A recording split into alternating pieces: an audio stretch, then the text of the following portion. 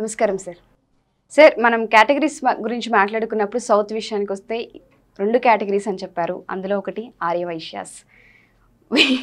వీళ్ళకి ఎలా ఉంటాయి సార్? వీళ్ళ క్వాలిటీస్ ఏంటి? వీళ్ళకున్న రూల్స్ ఏంటి? వీళ్ళ అనాలిసిస్ ఎలా ఉంటుంది?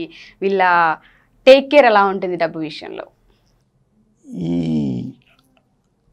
ఆర్యవైశ్య ఫ్యామిలీస్కి వచ్చిన తర్వాత నా వర్క్షాప్ కూడా, అంటే మనం తెలుగు రాష్ట్రాల్లో బాగా ఫేమస్ కాబట్టి ఆ వర్క్షాప్స్కి వాళ్ళు కూడా వస్తుంటారు.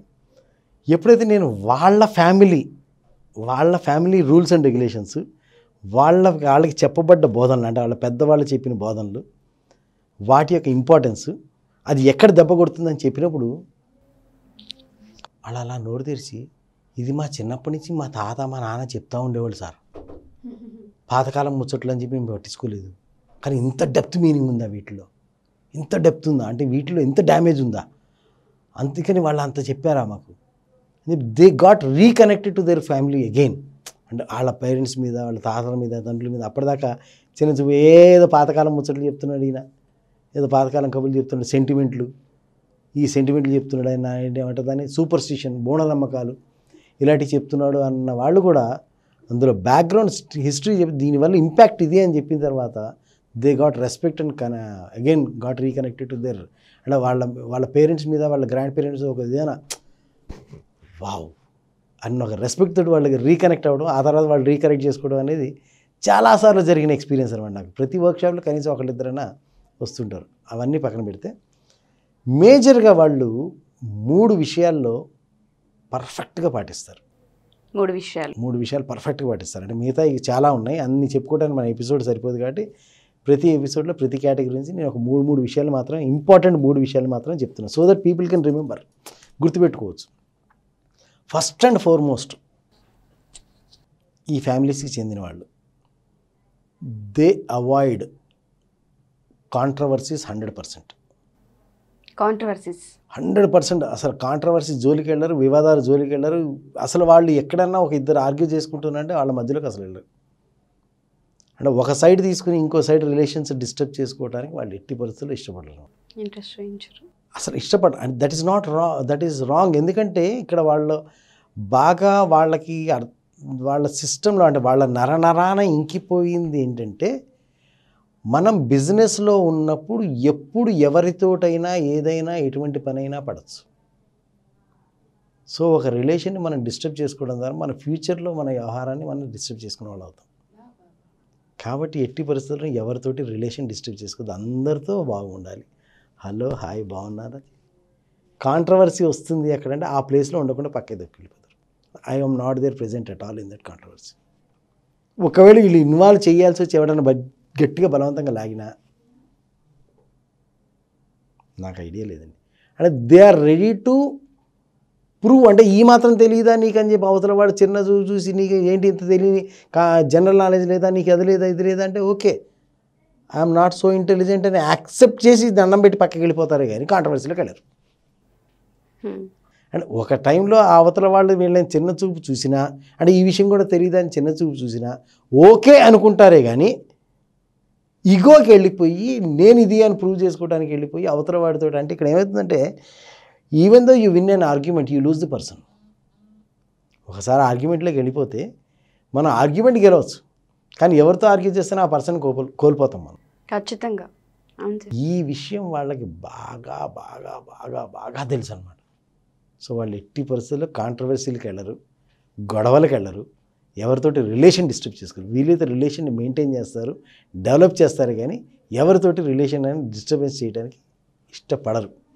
సో దే సీ ఎవ్రీబడి అన్న అన్న అంటారు, మీరే గొప్ప అండి అంటారు, ఏదన్నా అంటారు కానీ but they maintain harmonious relation.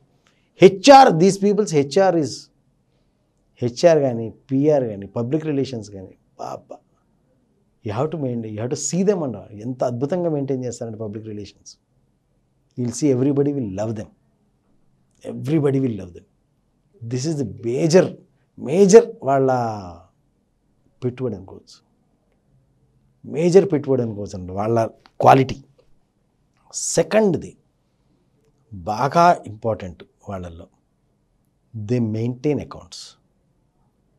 ప్రతి రూపాయికి లెక్క ఉండాలి. ఒకవేళ మీరు కనుక ఆ ఫ్యామిలీకి చెందుండి మీరు ఏదైనా కారణం చేత ఓ 1,00,000 రూపాయలు ట్యాంక్ బండ్లో ఇసిరేద్దాం అనుకున్నారు, హుసేన్ సాగర్లో ఇసిరేద్దాం అనుకున్నారు. They will not stop, but ఒక పేపర్ మీద ఏ డినామినేషన్లు ఎన్ని నోట్లు,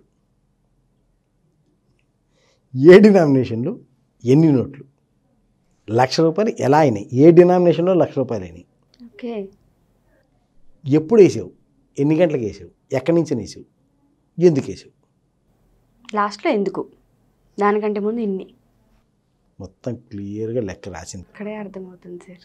పేపర్ మీద లెక్క రాసింది, ఇప్పుడు వేసుకో. ఇంత ఆన్సర్లు నువ్వు ఈ క్వశ్చన్స్ అన్నిటికీ ఆన్సర్లు రాయగలిగావంటే నీకు ఎంత క్లారిటీ వస్తుంది దాని మీద, అవును, ఫుల్ క్లారిటీ వస్తుంది. అప్పుడు ఆ లోపల నీకు అర్థమైపోతుంది 1,00,000 రూపాయలు ఇవ్వాలా వద్దా, చేస్తామని 1,00,000 రూపాయలు ఇవ్వాలా వద్దా. అప్పటికీ 1,00,000 రూపాయలు ఇవ్వాలి అన్న డెసిషన్లో నువ్వు ఉన్నావు అనుకో, క్లారిటీ ఉన్నట్టే. సో ఆ 1,00,000 రూపాయలు ఇటువే కరెక్ట్ అక్కడ. So they allow you to do that, but before that you should have crystal clear. అంటే ప్రతి రూపాయి రేపొద్దు రోజున నువ్వు ఆ పుస్తకం తిరగేసినప్పుడు నీకు సంవత్సర ఆదాయం మొత్తం మీద ఎంత వచ్చింది, ఎంత వెళ్ళింది, ఎప్పుడు ఎక్కడికి వెళ్ళింది, ఎంత వేస్ట్ అయింది, ఎక్కడ వేస్ట్ అయింది, ఏ డినామినేషన్లో వేస్ట్ అయింది. ఇప్పుడు 2,000 నోట్లు ఎన్ని, 500 నోట్లు ఎన్ని, 200 నోట్లు ఎన్ని, 100 రూపాయల నోట్లు ఎన్ని, అసలు ఈ నోట్లు ఎక్కడి నుంచి వచ్చినాయి, అంత క్లారిటీ ఉండి do it. So clear in their accounting, third, బిజినెస్లోకి వచ్చేసరికి they give maximum percentage into reinvestment is a must అనమాట. అంటే మిగతా కేటగిరీల వాళ్ళు ఒక 1,00,000 రూపాయల సంపాదన వచ్చింది, 1,00,000 రూపాయల లాభం వచ్చిందంటే 1,00,000 రూపాయలు ఎలా ఖర్చు పెట్టుకోవాలని చూస్తారు. నో, వీళ్ళకి నెలకి 1,00,000 రూపాయలు వచ్చినా కనీసం 50,000 మళ్ళీ బిజినెస్లోకి రీఇన్వెస్ట్ చేసి మిగిలిన 50,000 తోటే బతికేస్తారు. గ్రేట్. మిగిలిన 50,000 తోటే కుటుంబాన్ని గడిపేస్తారు. దానికి వాళ్ళకి ఆ టయానికి వాళ్ళకి ఆ అఫోర్డబిలిటీ లేక బనీని చిరిగిపోయినా, చెప్పులు సరిగ్గా లేకపోయినా, లేదా బట్టలు సరిగ్గా వేసుకోలేకపోయినా, ఏది చేయటానికైనా దే ఆర్ రెడీ. అవసరమైతే ఏది చేయడానికైనా దే ఆర్ రెడీ. లాభాలు రావట్లేదు, అక్కడ ఆ రోజున పనివాడు రాలేదు, ఇంకోటి పిలిచి పెట్టడం కంటే తను దిగిపోతాడు, ప్యాంటు చొక్కా పైకి మర్చేసి దిగిపోతాను. అంటే they save every rupee, they really respect every rupee. ప్రతి రూపాయికి వాళ్ళు రెస్పెక్ట్ ఇస్తారు. ప్రతి రూపాయి అక్కడ అవసరం అనుకుంటేనే వదులుతారు, అవసరం లేదనుకుంటే వదలరు. అవసరం అనుకునే దగ్గర ఎంతైనా ఖర్చు పెడతారు, అవసరం లేదనుకునే దగ్గర రూపాయి కూడా ఖర్చు పెట్టరు. అవసరం అనుకున్న వ్యక్తికి ఎంతైనా ఇస్తారు, అవసరం లేదనుకునే వ్యక్తికి రూపాయి కూడా తెలుసు. కాబట్టి వన్స్ వి సీ దెమ్, కొంతమందికి వాళ్ళ ఒక మరీ క్రూరత్వంగాను, మరీ ఏమంటుందని నిక్కచ్చిగాను, మరీ ఇంత రిజిడ్గాను కనిపిస్తారు. But that is their secret, because they know మన చేతిలో ఉన్న డబ్బు మాత్రమే మనది. ఒక్కసారి మన చేయి దాటిందా అది మనది కాదు. So clarity. మీరు కనుక గమనిస్తే మన ఎపిసోడ్స్ అన్నీ కూడా ప్రతి కేటగిరీ వాళ్ళకి కూడా వాళ్ళ యొక్క మనీ పట్ల కానీ, వాళ్ళ డీలింగ్ పట్ల కానీ, వాళ్ళు చేసే వ్యవహారం పట్ల కానీ క్రిస్టల్ క్లియర్, అసలు నో డౌట్ అనమాట. అంటే పట్టపగలి ఎంత క్లియర్గా ఉంటుందో అంత క్లియర్గా ఉంటుంది వాళ్ళ యాక్టివిటీ. సో వాళ్ళు డెసిషన్ తీసుకోవడం కూడా అంత క్లియర్గా తీసుకుంటారు, అంత స్పష్టంగా ఉంటారు. ఆ డెసిషన్కి అంత స్పష్టంగా వాళ్ళు ఎగ్జిక్యూట్ చేస్తారు. ఇది మిగతా కేటగిరీస్ దగ్గర వచ్చేసరికి ఈ డెసిషన్ మేకింగ్లో క్లారిటీ ఉండదు, ఏ పని ఎందుకు చేస్తున్నారో ఉండదు. అనవసరంగా మనీ విషయంలో ఎమోషన్స్ని దోపేస్తారు, ఈ ఎమోషన్స్లో కొట్టుకుపోతారు. డ్యామేజ్ అయిందో ఎందుకు డ్యామేజ్ అయిందో అర్థం కాక ఎదురు చూస్తుంటారు. డ్యామేజ్ అయిపోయింది ఎందుకైందో తెలియదు, కానీ వాళ్ళకి ₹1 డ్యామేజ్ అయినా ఎందుకు అయిందో తెలుసు. So that they can save that rupee next time. I tell you one person, one of my good friend, he started his career life చాలా పేద కుటుంబం నుంచి వచ్చి, ఈవెన్ హీ వాజ్ ఏ కూలీ, గోడలుగా ఈ బిల్డింగ్లు కడతారు చూడండి, కూలీ. He started his career like that. అంటే పెద్దగా చదువుకోలేదు, ఈ కూలీగా మొదలుపెట్టిన కెరీర్ కట్ చేస్తే today around the age of 20 తన కూలీగా మొదలుపెట్టి ఉంటారు. Around now is around the age of 50+ today ఆ టౌన్ మొత్తంలో టాప్ 5 పీపుల్లో ఒకడు, గ్రేట్. టాప్ 5 రిచెస్ట్ పీపుల్లో ఒకడు. He is having engineering college, he is having many apartments, builder, real estate business man and one of the richest people in that town. Great అసలు. Right. ఆయన ఈ staff ఎవరైనా నాకు జీతం సరిపోవట్లేదు అంటే కూర్చోబెట్టి ఆయన గురించి చెప్తాడు. సరిపోకపోవటం అంటే ఏముండదండి, డబ్బులు సరిపోవటం అనేది ఎప్పుడూ ఉండదు. మనం ఎలా సరిపెడుతున్నాం అనేదే ఉంటుంది.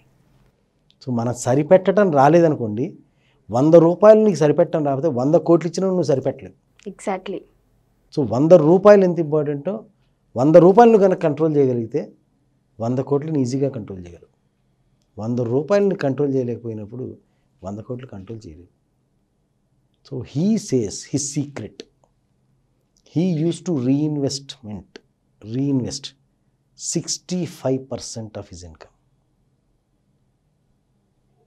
100 రూపాయలు కూలీ సంపాదించిన రోజున 35 రూపాయలతో కుటుంబం గడిపేవాడు. 65 రూపాయలు పక్కన పెట్టేవాడు. 65 రూపాయలు అలా పక్కన 65. Even today he follows the same principle. వచ్చిన ఇన్కమ్లో 65% reinvestment to the business. Great అసలు. So strict and so perfect. I really love them అనమాట. ఇప్పుడు నేను మీకు చెప్తున్న ఈ ఎపిసోడ్స్లో చెప్తున్న ప్రతి కేటగిరీ గురించి నేను ఎంత డీప్గా స్టడీ చేసుకుంటూ వెళ్తుంటే వాళ్ళ పట్ల నాకు గౌరవం కానీ, అభిమానం కానీ, ఆరాధన కానీ, రియలీ లవ్ దెమ్. ఆ కేటగిరీకి చెందిన వ్యక్తి అని చెప్పి ఎవరు తెలిసినా నాకు అలా మనసులో అలా నమస్కారం చేసుకుంటాను. అబ్బా, వాడ గ్రేట్ ప్రిన్సిపల్స్. Yes sir. ఆ ప్రిన్సిపల్స్ బేస్మెంట్ వీళ్ళది కాదండి, వాళ్ళ పూర్వీకులు ఇచ్చిన బేస్మెంట్ అది. ఆ పూర్వీకులు ఇచ్చిన బేస్మెంట్ వీళ్ళు స్ట్రక్చర్ డిస్టర్బ్ చేయకూడదు, ఆ ఫౌండేషన్ డిస్టర్బ్ కానంతసేపు వీళ్ళ లైఫ్ డిస్టర్బ్ అయిపోయే అవకాశమే లేదు. ఎస్. ఆ ఫౌండేషన్ వీళ్ళు డిస్టర్బ్ చేస్తే వీళ్ళ లైఫ్ డిస్టర్బ్ అవుతుంది. ఈ ఫౌండేషన్ ఎందుకో చెప్పాడు మా నాన్న మా తాత చెప్పాడు, మంచికో చెడుకో చెప్పాడు, మనం ఫాలో అయిపోదాం అని గుడ్డిగా కళ్ళు మూసుకుని ఫాలో అయినా వీళ్ళ లైఫ్కి ఏదైనా డాక్యుమెంట్. ఫైనాన్షియల్ స్ట్రక్చర్ అంతా స్ట్రాంగ్గా ఉంటుంది, సో స్ట్రాంగ్. నేను 2 కేటగిరీస్ చూశాను. అంటే వీళ్ళల్లో నాకు పరిచయం ఉన్న వాళ్ళు 2 కేటగిరీస్ వాళ్ళు ఉన్నారు. అంటే ఈ ఫౌండేషన్ ప్రిన్సిపల్స్ని స్ట్రాంగ్గా ఫాలో చేసి స్ట్రాంగ్గా ఎదిగిన వాళ్ళని చూశాను.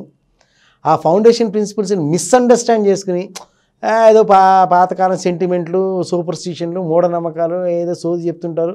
అది అప్పటి కాలంలో నడిచింది, ఇప్పటి కాలంలో నడుస్తుంది ఏంటి అని రకరకాల డైలాగులు వేసుకుని ఆ ఫౌండేషన్ నుంచి పక్కే జరిగి తీసిపడేసి లైఫ్ని స్మాష్ చేసుకుని జీవితంలో నానా తిప్పలు పడుతున్న వాళ్ళని కూడా చూశాను. So then I realize it is not they, it is their foundation which is speaking. Yes. ఆ ఫౌండేషన్ స్ట్రాంగ్గా పట్టుకున్నవాడు బిల్డింగ్ స్ట్రాంగ్గా కట్టాడు, ఫౌండేషన్ మిస్ అయినవాడు బిల్డింగ్ కూలిపోయింది. నిజం సార్. మన పూర్వీకులు ఇంట్లో మన అమ్మ వాళ్ళు చెప్తుంటేనే మనం కొన్ని తీసి పడేస్తూ ఉంటాం. బట్ నిజంగా వాళ్ళకి మనకి కరెక్ట్ ఫౌండేషన్ ఏర్పాటు చేయాలని చూస్తూ ఉంటారు. బట్ మనమే దాన్ని పక్కకు పెడుతుంటాం. ఐ థింక్ ఈ ఎపిసోడ్స్ చూసిన వాళ్ళందరికీ ఇప్పటి నుంచి నెగ్లెక్ట్ చేయరు. I'm sure. Thank you sir. Thank you so much.